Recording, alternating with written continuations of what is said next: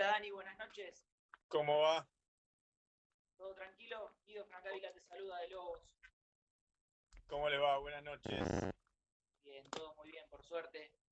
Bueno, antes que nada, muchas gracias por estos minutitos que nos vas a brindar. De nada, un placer.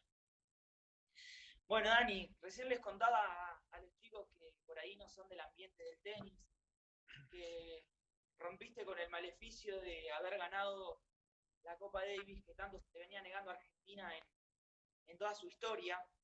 Pero vamos a empezar por el principio, como dice un amigo mío, porque vos también tuviste tu gran época de jugador.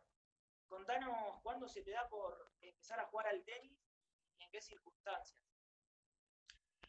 Mirá, ya hace mucho de todo eso, pero mi padre fue profesor de tenis y fue él quien me enseñó a jugar de 9 años y siempre en el Club Arquitectura y a partir de ahí hubo un par de años que dejé de jugar, desde los 11 a los 13 me dediqué al fútbol, que me enganché con compañeros del colegio y después a partir de los 13 volví a practicar tenis y ahí seguí. Pero, pero bueno, fui al colegio, escolaridad simple, completé el colegio secundario y a partir de ahí jugué un año dentro de Argentina a nivel junior y después salí a jugar a nivel profesional eh, sin haber tenido una experiencia junior internacional. Salí directamente a jugar lo que en esa época eran los circuitos satélites.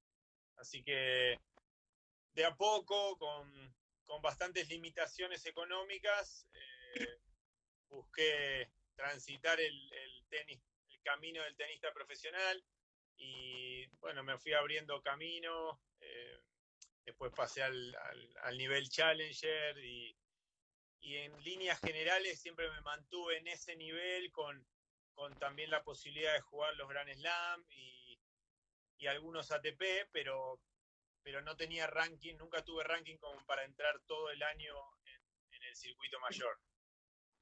Dani, ¿cuál fue tu mejor ranking ATP? En singles 107 y en dobles 24. ¿Y qué es lo que más recordás de esas épocas o por ahí lo que más marcado te dejó, lo que más te gustó? Lo que siempre marco es que el tenis fue un camino que yo elegí como para desarrollarme como persona. Eso siempre lo vi de esa manera. Eh, Nunca tuve el sueño, o quizás porque nunca creí que podría llegar a estar dentro de los primeros rankings a nivel mundial, pero siempre vi que en el tenis la posibilidad de desarrollarme, sí quería vivir del deporte y, y eso es lo que más rescato, porque es algo que siempre quise y es algo que logré. Entonces, la posibilidad que te da cualquier deporte, pero por lo menos el tenis para conocerte a vos mismo, para arreglártela solo, creo que es una enseñanza de vida importante para después desarrollarte con los demás y fuera del deporte. ¿Cuántos torneos tuviste la posibilidad de ganar? A nivel ATP en single ninguno, gané 8 en dobles y a nivel Challengers no me acuerdo bien, no sé si gané 3, 4. Eh, y, y, después en dobles a nivel ATP creo que perdí 7 finales, hice un par de veces semifinal de Roland Garros, pero en singles no llegué a ganar. ¿Te sentías más cómodo jugando en dobles? Más allá de los resultados. No, cómodo. Yo jugué tanto singles como dobles. En un momento, no recuerdo el año, cuando tengo una lesión de pugialgia, estoy como unos 7 meses que jugaba, que no jugaba, no llegaba a estar al 100% y ahí se me fue bastante del ranking de singles. Y a la vuelta, cuando me recupero, no me, a ver, me iba bien en singles, pero como que no llegaba al mismo nivel que estaba antes.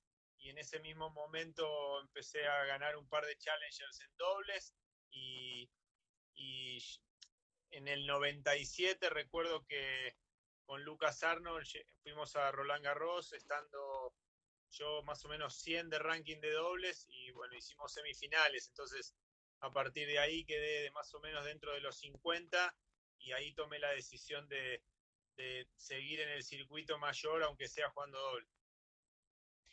Dani, ¿quién era la pareja que más elegías habitualmente para jugar en dobles?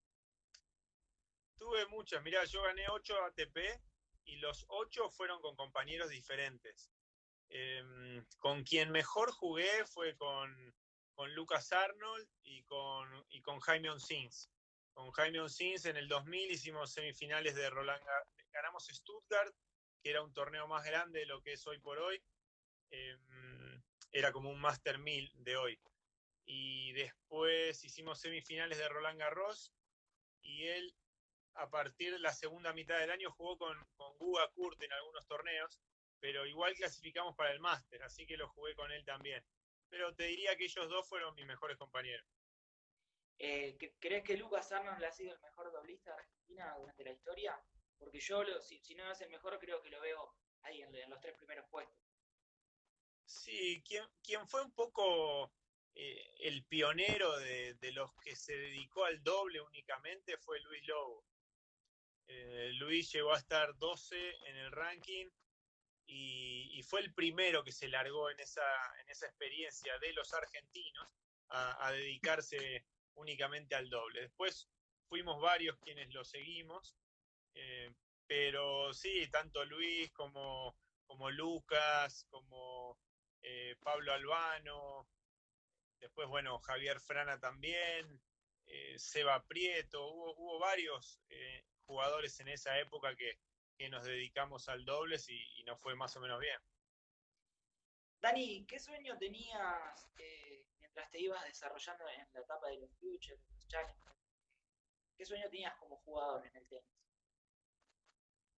Eh, Poder vivir del tenis, ese era un sueño que tenía desde antes de comenzar. Eh, cuando, cuando tenés muchas limitaciones de recursos, y no sabes si vas a poder seguir eh, planificando tu año, cuando no sabes si vas a poder viajar al año siguiente, a veces eso te fuerza a que pienses más en lo inmediato, que veas cómo te podés arreglar para lo que viene, ¿no? Y a veces creo que eso te hace quizás quitar la vista de un objetivo más a largo plazo. A mí eso me acostumbró a pensar un poco más en el presente, y hacer lo mejor posible en el momento. Eh, yo siempre pensé en estar lo mejor preparado posible. Nunca los rankings fueron algo que me movieran o que me motivasen demasiado. Sí, siempre fui consciente de que a mejor ranking, mejor posibilidad de entrar en buenos torneos. Eh, pero no era algo que me motivase especialmente como para prepararme mejor. El hecho de pensar en jugar lo mejor posible, de entrenar lo mejor posible, era lo que a mí más me enfocaba. ¿Cuál es el torneo que jugaste y que más te gustó y el que te gustaría haber jugado? Me hubiese gustado jugar bien en Wimbledon. Eh, una, la primera vez que pisé Wimbledon jugué la clasificación y la pasé, y después perdí en primera ronda del cuadro. Y en dobles, una sola vez pasé una ronda en dobles caballeros, y después también una vez pasé ronda en doble mixto, pero fue siempre un torneo bien esquivo, que me sentía incómodo, y al mismo tiempo veías lo que significaba lo tradicional que era, y me hubiese gustado poder jugar mejor ahí. Eh, después, después había torneos quizás un poco más chicos, pero que el lugar era increíble, que la infraestructura del torneo era más familiar, pero había unas comodidades excelentes, como Acapulco, Kitzbühel, torneos que, por ejemplo, se jugaba como Kitzbühel en las montañas, y vos ibas en verano a jugar ahí, unos paisajes excelentes, Stade en Suiza, lugares soñados, que bueno, encima íbamos a jugar un torneo de tenis. ¿Y cómo es Monte Carlo? Te pregunto porque acá a 1,5 metros tengo que ESPN está pasando la final de Coria contra Nadal, perdón, el partido de Coria contra Nadal en Monte Carlo. Así es. Me preguntarte justo que estabas hablando de las infraestructuras. Y es excelente, para nosotros, a quienes nos gustaba más el polvo de ladrillo, de los Master 1000 era de los torneos que nos veíamos con mayores posibilidades.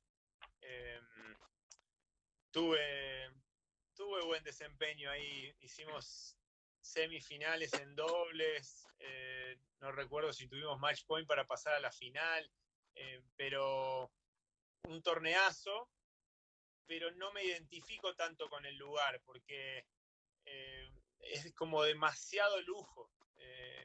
Claro.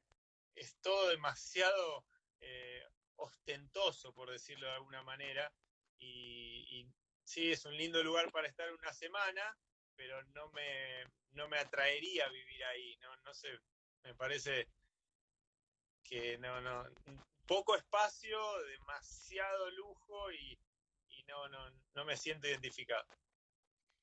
¿Qué diferencia, perdón, qué diferencia encontrás con el tenis hace 20 años atrás en cuanto a la formación de los jugadores, al desarrollo, con respecto a hace 20 años atrás y en la actualidad? Y quizás los chicos de hace 20 años atrás eran un poco más pacientes, quizás no buscaban un resultado inmediato o no eran tan ansiosos porque todo se les dé ya. Pero bueno, los tiempos han ido cambiando. Veo partidos de hace 20 años y de los buenos, y realmente jugaban espectacular, con mucha precisión, que es algo que se mantiene a través de los años. Sí, se está jugando más rápido, sí, por supuesto, porque se juega con otras raquetas, otras cuerdas, pero la precisión, la calidad que tenían los mejores, yo creo que es comparable a través de las épocas, ¿no? Se jugaba con raquetas mucho más chicas, era obvio que la pelota viajase un poco más lento, pero bueno, después se han ido también equiparando las velocidades de las superficies. Antes las canchas de cemento eran mucho más rápidas que hoy, el césped era más rápido que hoy, pero en lo que es la formación, yo creo que los conceptos, los fundamentos siguen siendo los mismos. Yo defiendo mucho que los chicos jóvenes tienen que acostumbrarse a ser consistentes, a saber aprender a jugar los puntos, más allá de que en el tenis profesional, hoy por hoy, muchos de los puntos o la mayoría de los puntos sean cortos, no estoy de acuerdo con que chicos de quizás 12, 14 años busquen jugar puntos cortos todo el tiempo. Yo me inclino más por el jugador que se va desarrollando, que aprende a aguantar dentro del punto, que aprende a moverse, que sabe mantener la pelota en juego. Ya a medida que vayan ganando en fuerza física y esa madurez, creo que después lo lleva a que si esa base es sólida, después se puede ir trabajando también sobre la agresividad, sobre acortar los puntos. ¿Quién es el jugador por ahí de las inferiores, por decirlo de alguna forma, que ves con una gran proyección a futuro? Mirá, tanto en mujeres como en varones, creo que hay potencial para que en unos años se puedan meter en el circuito ATP. Hay chicas que me gustan mucho, de las más jóvenes, Solana Sierra, por ejemplo, la hermana de Axel Heller, Anita Heller, también me gusta mucho cómo juega, Moyano también, y después un poco más grandes, me gusta Marti Capurro, Guillermina Naya, por supuesto Nadia Podoroska. Son chicas que todavía yo les veo chances de instalarse más arriba en el circuito. Y en los varones hay una linda camada entre Facu Díaz Acosta, Seba Báez, los hermanos Cerúndolo. Eh, hay varios chicos que creo que Tiago Tirante, que se van a ir instalando en el circuito profesional. Dani, yo creo que la Legión ha dejado la vara muy alta para todos los que vienen de abajo.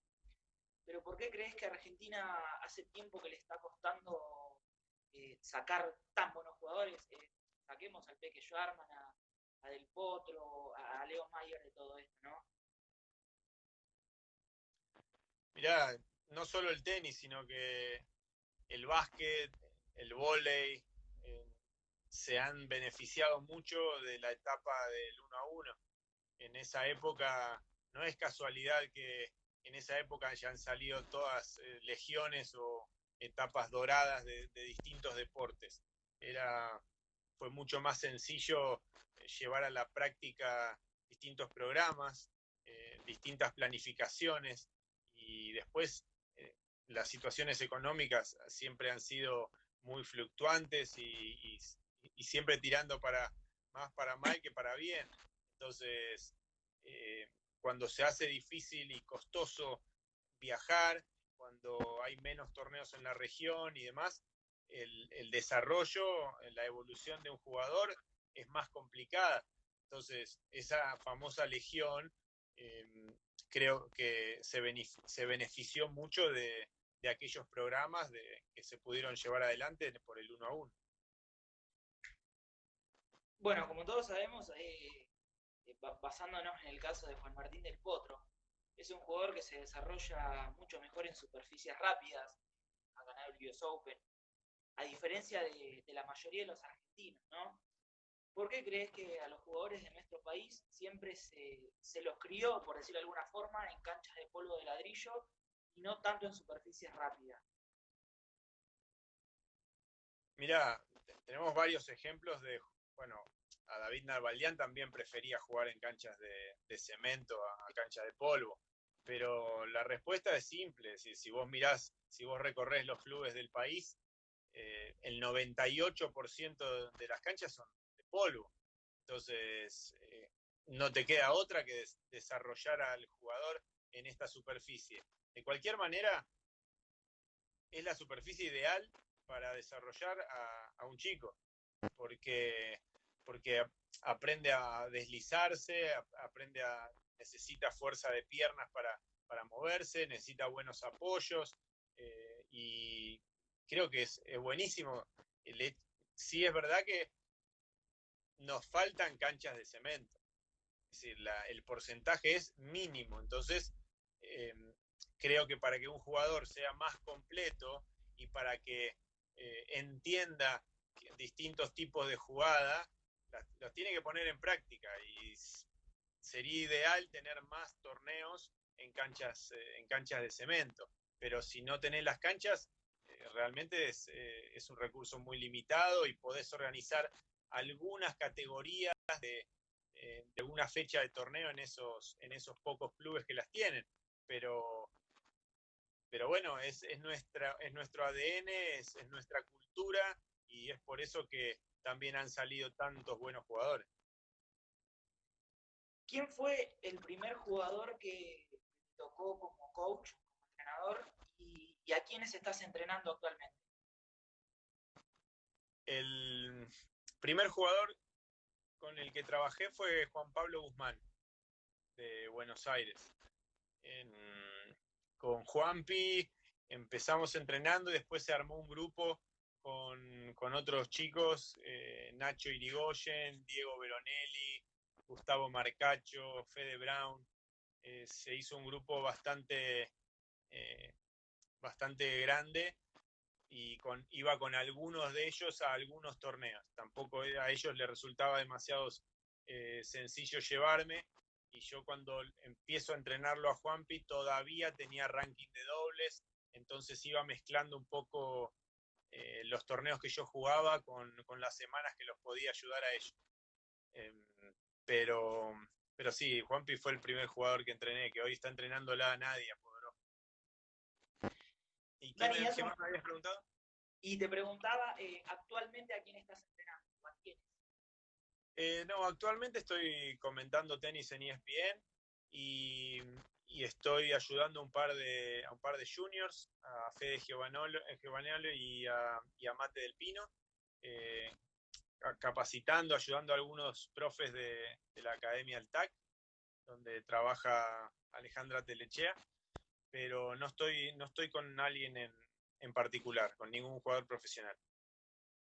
Hace un ratito te preguntaba cuál era el sueño que tenías como jugador cuando eras chico, y ahora quiero saber cuál es el sueño que te gustaría como entrenador. Creo que desde un punto de vista objetivo se podría decir que ya lo tenés cumplido con la obtención de la Copa Davis, pero quizás tenés otro alcance.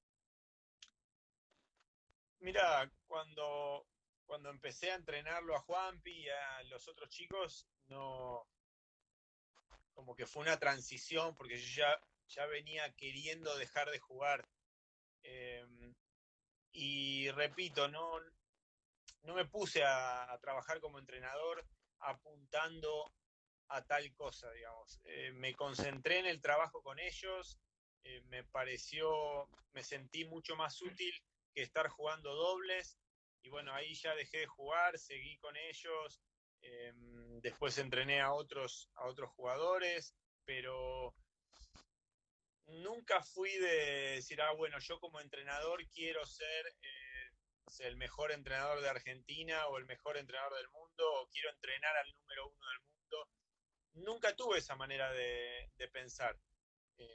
De hecho, cuando viajaba con distintos jugadores, tampoco era que apuntaba en algún momento a ser capitán de Copa Davis. Siempre me concentré en el trabajo que tenía ahí delante mío, y sí, siempre como entrenador tenía el objetivo de ser el mejor entrenador que ese jugador haya tenido.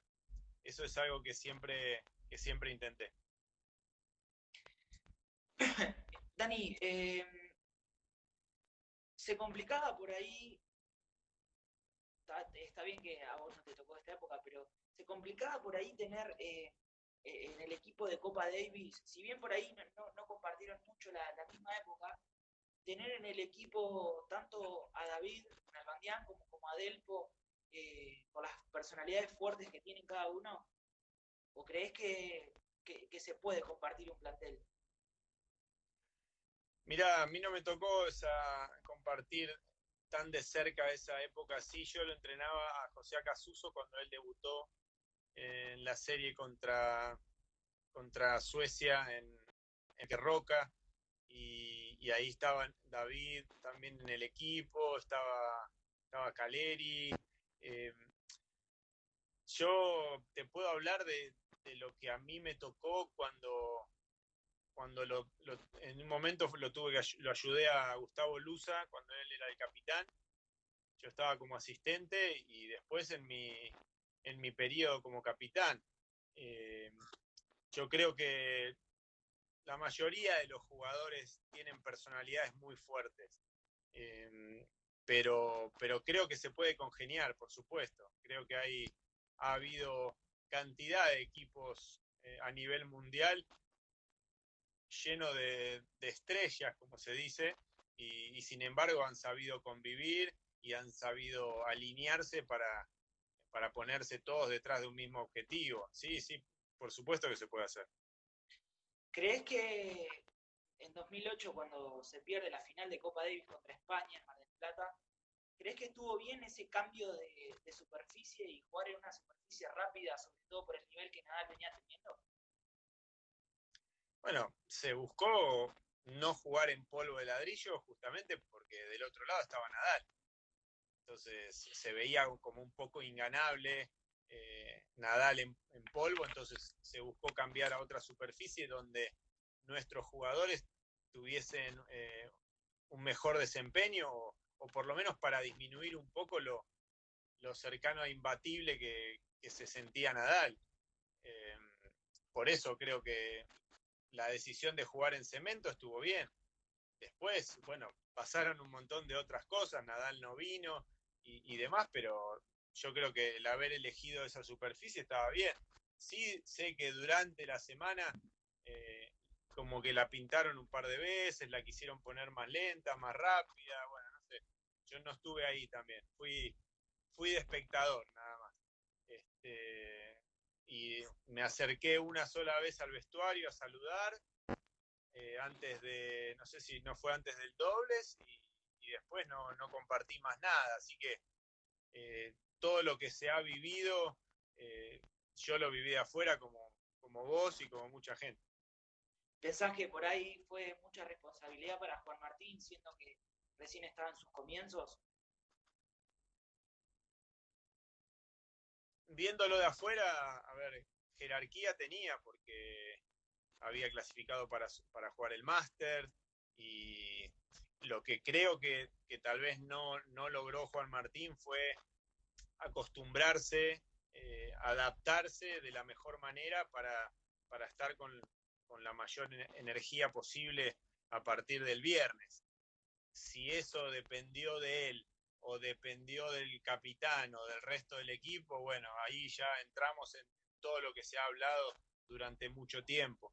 Pero, eh, pero creo que Juan Martín no llegó a sentirse cómodo una vez que volvió del máster. Hay gente que opinó que no debería haber jugado el máster. Para mí eso es una ridiculez. Es decir, no se le puede pedir a un chico de 18 años que no juegue, que clasifique al máster y que no lo vaya a jugar.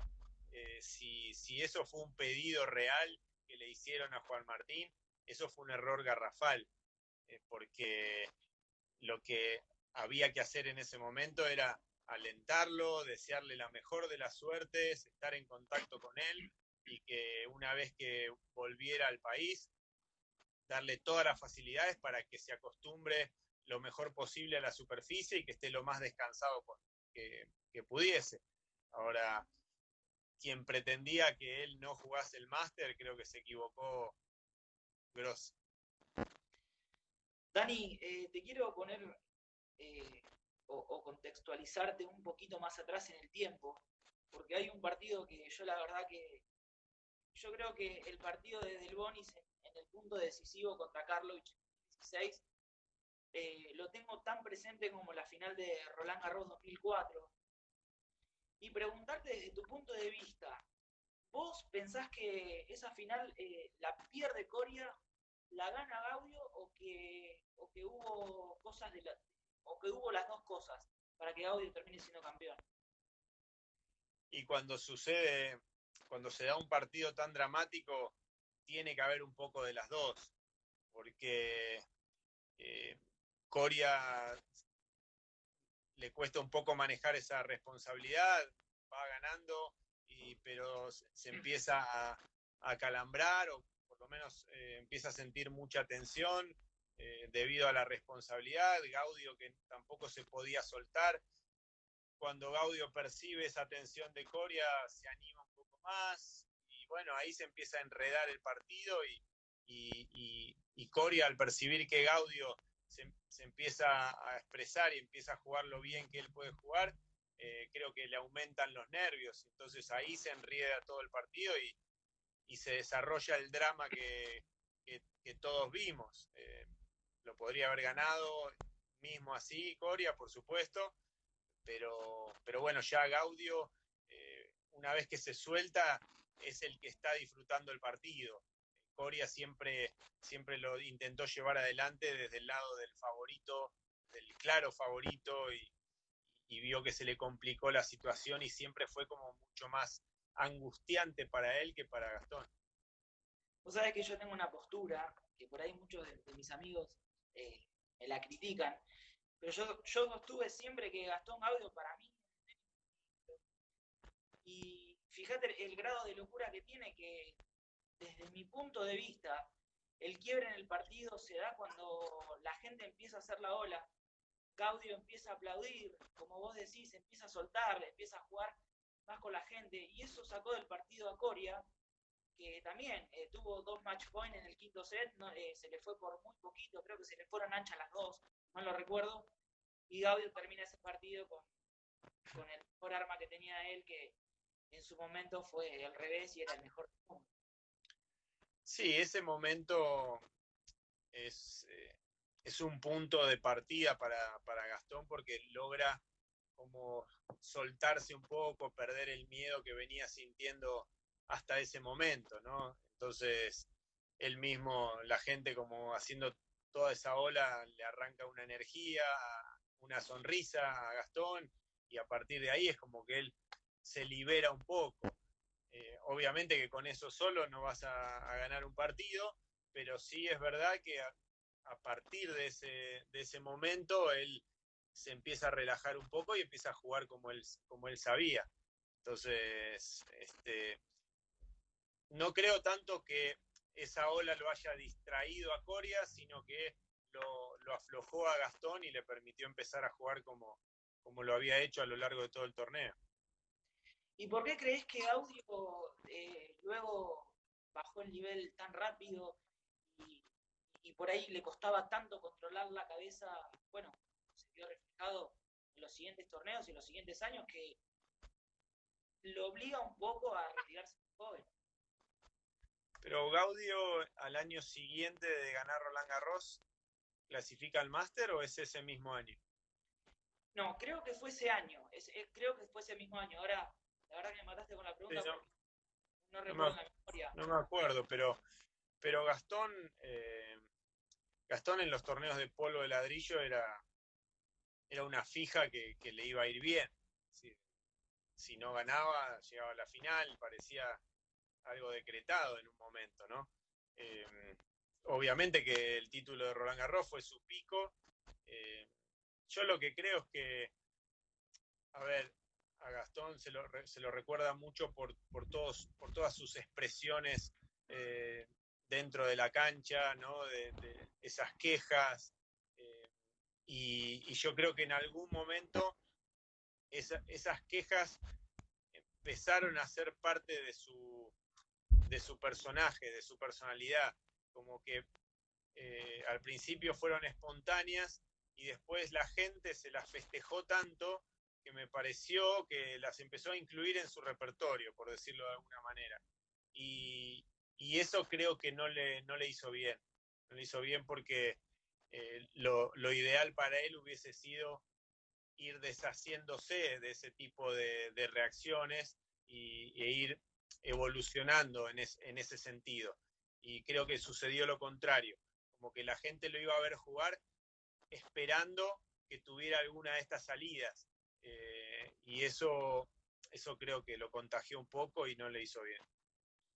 Al año siguiente, en 2005, Mariano Puerta llega a la final contra Nadal.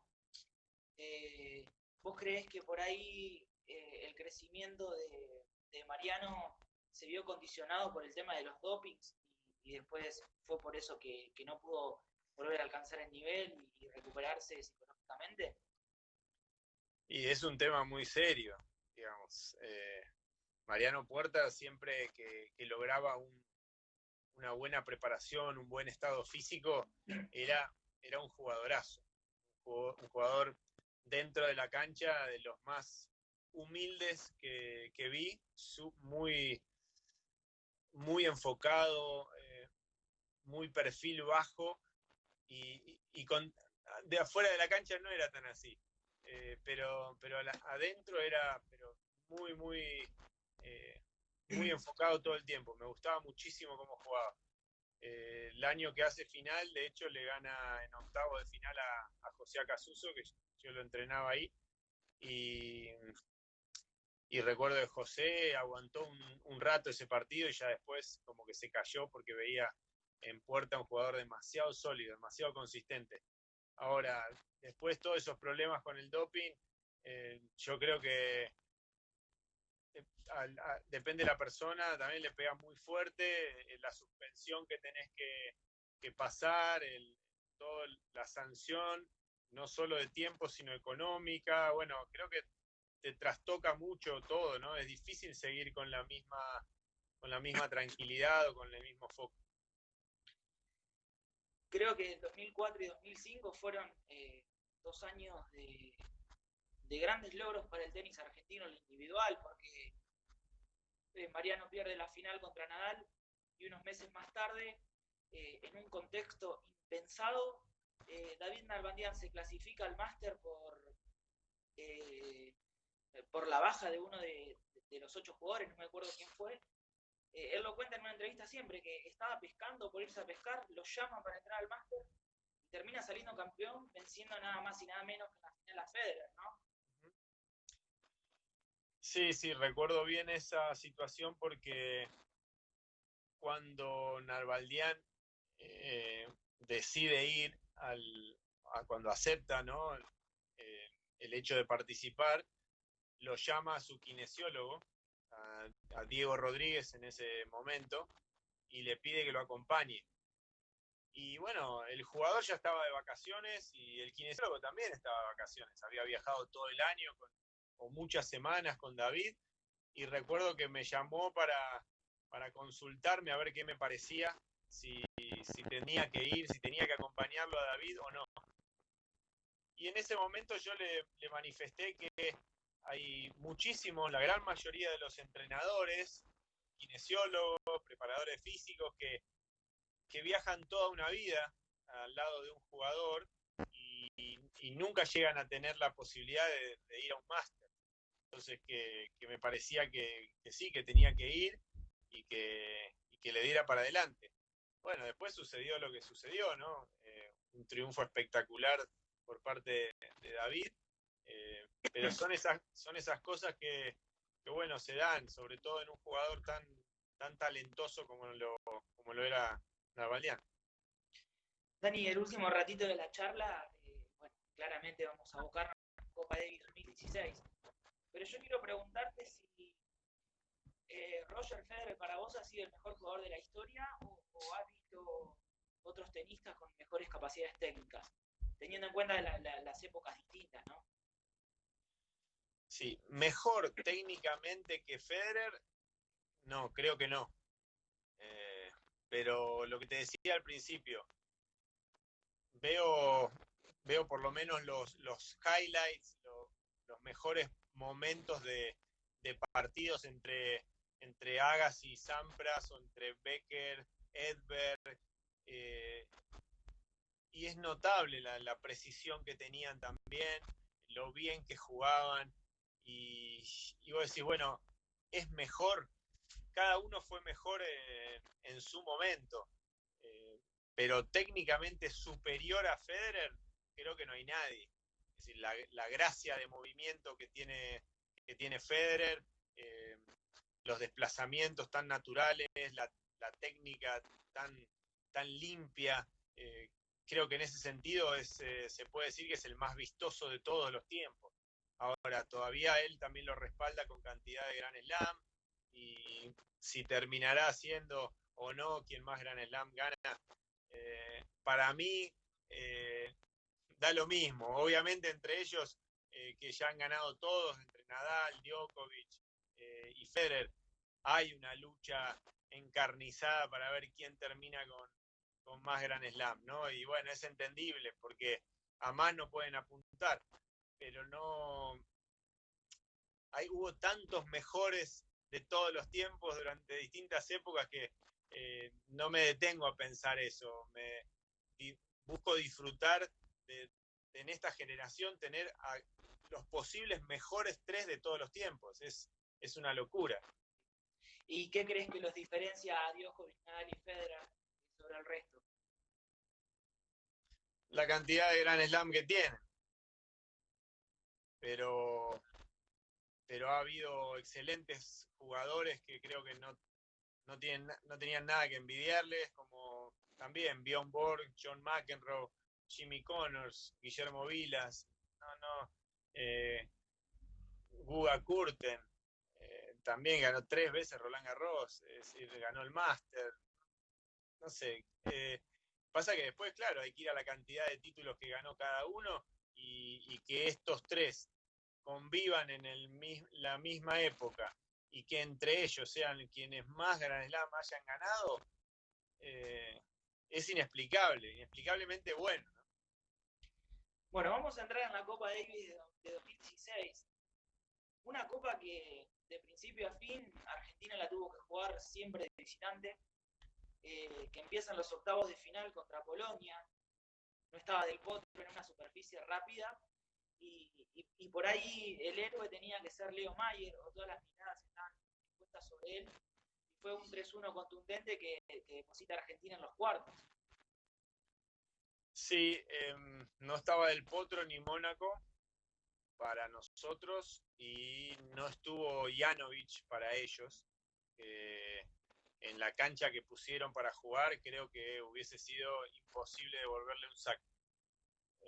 Pero bueno, venía recuperándose de la rodilla, no pudo ser parte de la serie. Y nosotros contamos con un jugador que había levantado mucho, que había sido Guido Pela, que venía a hacer final en el ATP 500 de Río. Leo Mayer venía normalmente bien, no llegó para nada bien a esa serie, pero venía bien. En el 2000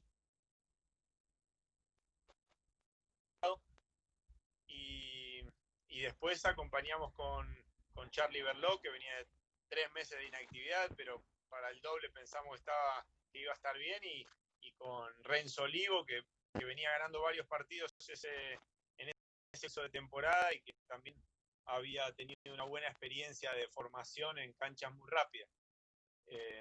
No pudimos contar ni con Del Bonis ni con Schwarzman, porque en ese momento ellos optaron por jugar el ATP de San Pablo. Y yo consideraba que iban a llegar muy sobre la hora para prepararse bien para la serie.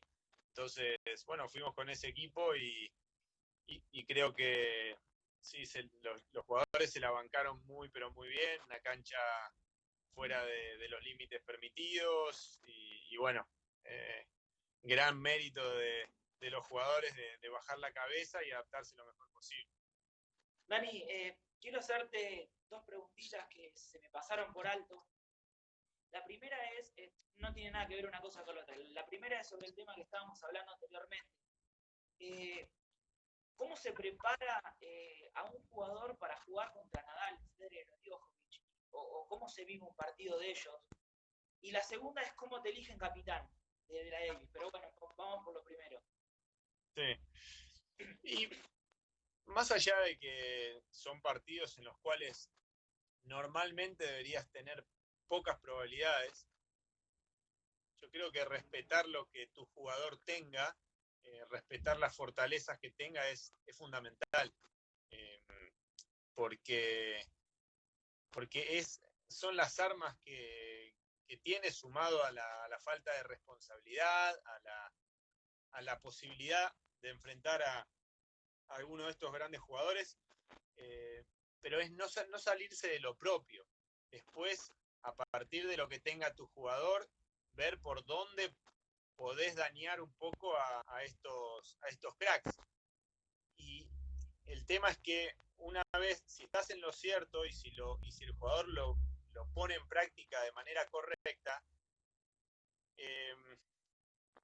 no es garantía de que eso vaya a durar demasiado, porque los muy buenos jugadores tienen la habilidad de contrarrestar algo que vos le proponés y salir de eso, no quedarse frustrados o enganchados en que, bueno, esto los está molestando o esto no les sale.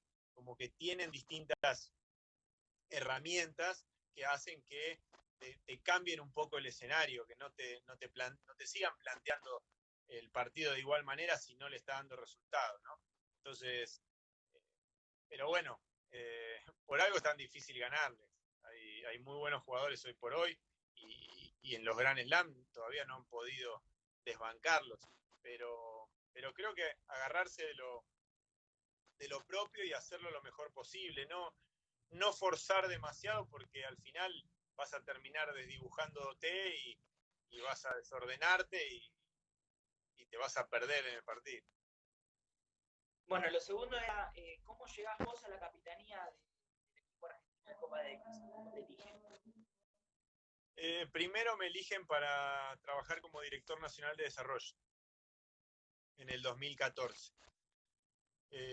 Y a partir de ahí yo tengo mi cabeza 100% puesta en eso y en septiembre se anuncia que Jaite no va a continuar en el 2015.